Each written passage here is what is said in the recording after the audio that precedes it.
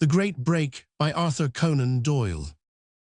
Vienna, a specialist in Wimpole Street. The Great Decision. Norwood. The refugees. Reported death of Holmes. We set forth upon a bitter winter day at the close of 1890, with every chance of being snowed up on our long trek. We got through all right, however, and found ourselves in Vienna, arriving on a deadly cold night, with deep snow underfoot and a cutting blizzard in the air. As we looked from the station, the electric lights threw out the shining silver drift of snowflakes against the absolute darkness of the sky.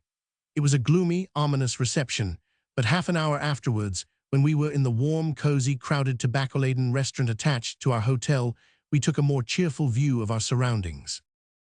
We found a modest pension, which was within our means, and we put in a very pleasant 4 months, during which I attended lectures at the Kranken House, but could certainly have learned far more in London, for even if one has a fair knowledge of conversational German, it is very different from following accurately a rapid lecture filled with technical terms. No doubt has studied in Vienna sounds well in a specialist's record, but it is usually taken for granted that he has exhausted his own country before going abroad, which was by no means the case with me. Therefore, so far as work goes, my winter was wasted, nor can I trace any particular spiritual or intellectual advance. On the other hand, I saw a little of gay Viennese society. I received kind and welcome hospitality from Brinsley Richards, the Times correspondent, and his wife, and I had some excellent skating. I also wrote one short book, The Doings of Raffles Haw, not a very notable achievement, by which I was able to pay my current expenses without encroaching on the very few £100, which were absolutely all that I had in the world. This money was invested on the advice of a friend, and as it was almost all lost, like so much more that I have earned, it is just as well that I was never driven back upon it. With the spring, my work at Vienna had finished, if it can be said to have ever begun, and we returned via Paris, putting in a few days there with Landolt, who was the most famous French oculist of his time. It was great to find ourselves back in London once more, with the feeling that we were now on the real field of battle, where we must conquer or perish, for our boats were burned behind us. It is easy now to look back and think that the issue was clear, but it was by no means so at the time, for I had earned little, though my reputation was growing. It was only my own inward conviction of the permanent merits of the White Company, still appearing month by month in Cornhill, which sustained my confidence. I had come through so much in the early days at Southsea that nothing could alarm me personally, but I had a wife and child now, and the stern simplicity of life, which was possible and even pleasant in early days, was now no longer to be thought of. We took rooms in Montague Place, and I went forth to search for some place where I could put up my plate as an oculist. I was aware that many of the big men do not find time to work out refractions, which in some cases of astigmatism take a long time to adjust when done by retinoscopy. I was capable in this work and liked it, so I hoped that some of it might drift my way. But to get it, it was clearly necessary that I should live among the big men so that the patient could be easily referred to me. I searched the doctor's quarters and at last found suitable accommodation at 2 Devonshire Place, which is at the top of Wimpole Street and close to the classical Harley Street. There for £120 a year, I got the use of a front room with part use of a waiting room. I was soon to find that they were both waiting rooms, and now I know that it was better so. Every morning I walked from the lodgings at Montague Place, reached my consulting room at 10, and sat there until 3 or 4, with never a ring to disturb my serenity. Could better conditions for reflection and work be found? It was ideal, and so long as I was thoroughly unsuccessful in my professional venture, there was every chance of improvement in my literary prospects. Therefore, when I returned to the lodgings at tea time, I bore my little sheaves with me, the first fruits of a considerable harvest. A number of monthly magazines were coming out at that time, notable among which was The Strand, then as now under the editorship of Greenhouse Smith. Considering these various journals with their disconnected stories, it had struck me that a single character running through a series, if it only engaged the attention of the reader, would bind that reader to that particular magazine. On the other hand, it had long seemed to me that the ordinary serial might be an impediment rather than a help to a magazine, since, sooner or later, one missed one number, and afterwards it had lost all interest. Clearly, the ideal compromise was a character which carried through, and yet installments which were each complete in themselves, so that the purchaser was always sure that he could relish the whole contents of the magazine.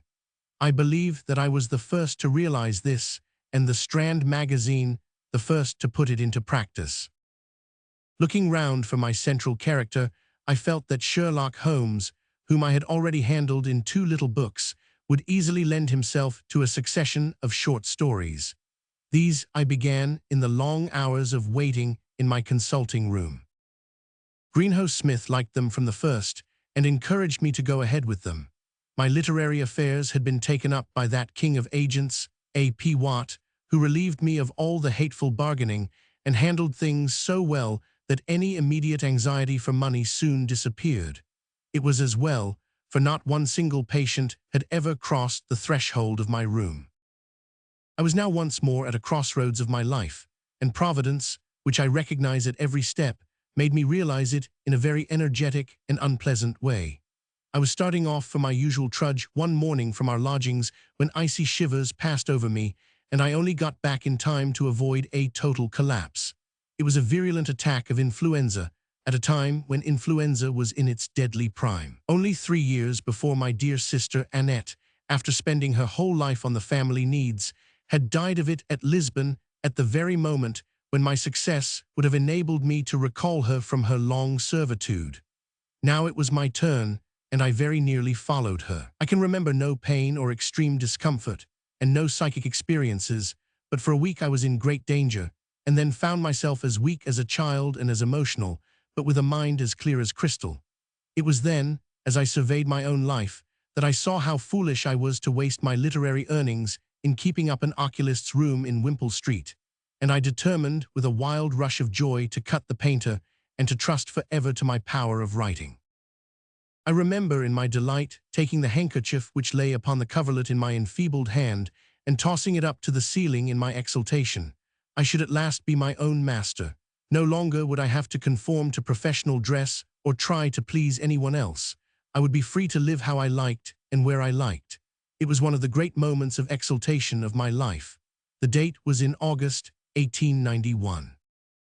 Presently I was about, hobbling on a stick and reflecting that if I lived to be 80, I knew already exactly how it would feel.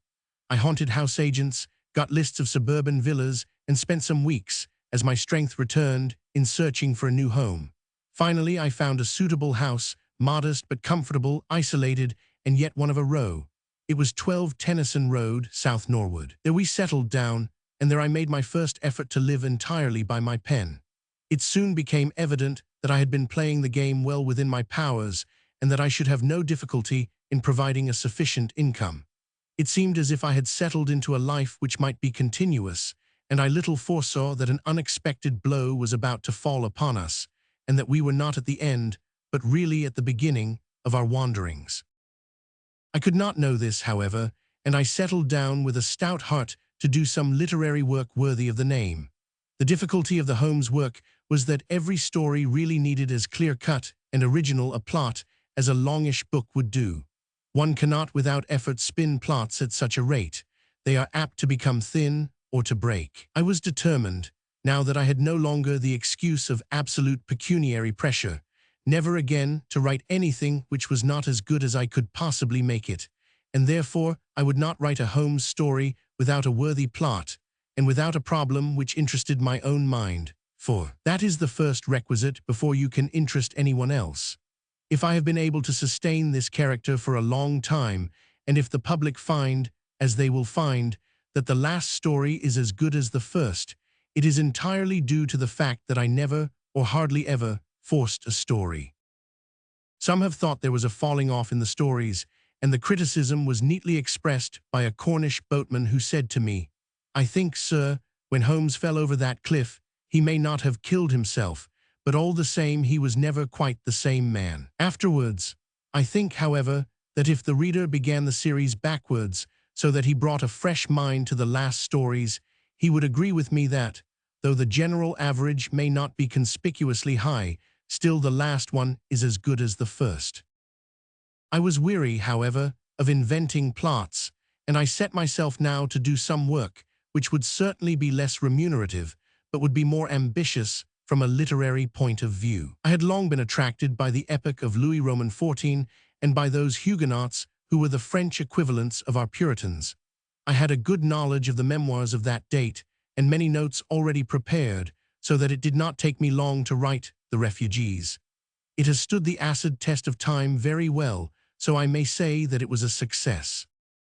Soon after its appearance, it was translated into French, and my mother, herself a great French scholar, had the joy when she visited Fontainebleau to hear the official guide tell the drove of tourists that if they really wanted to know about the court of the great monarch, they would find the clearest and most accurate account in an Englishman's book, The Refugees. I expect the guide would have been considerably astonished had he then and there been kissed by an elderly English lady, but it was an experience which he must have narrowly missed. I used in this book, also, a great deal which was drawn from Parkman, that great but neglected historian, who was in my opinion the greatest serious writer that America has produced.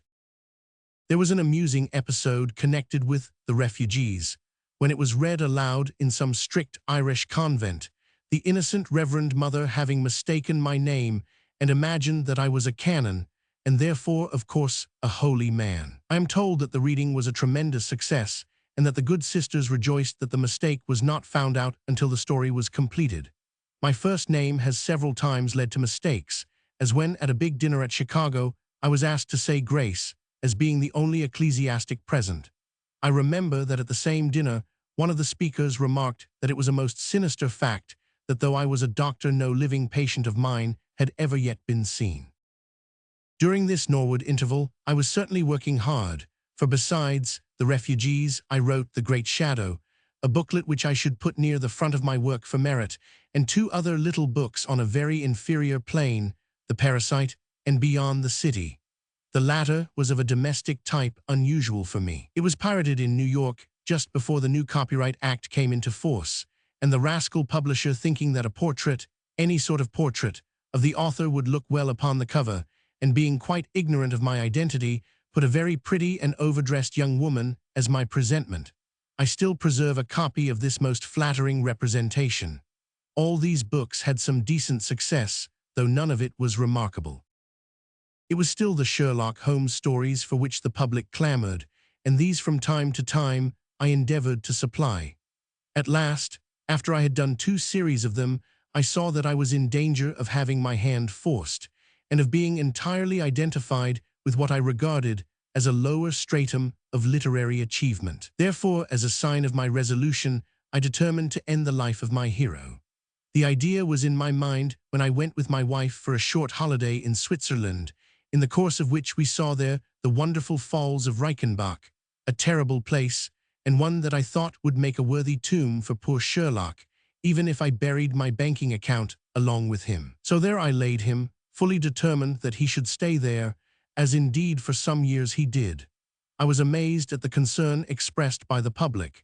They say that a man is never properly appreciated until he is dead, and the general protest against my summary execution of Holmes taught me how many and how numerous were his friends. "You brute" was the beginning of the letter of remonstrance which one lady sent me, and I expect she spoke for others besides herself.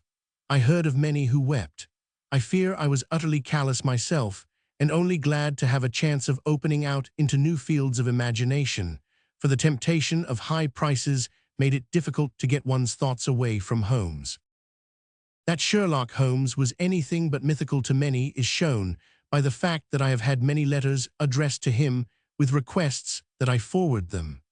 Watson has also had a number of letters in which he has been asked for the address or for the autograph of his more brilliant confrere.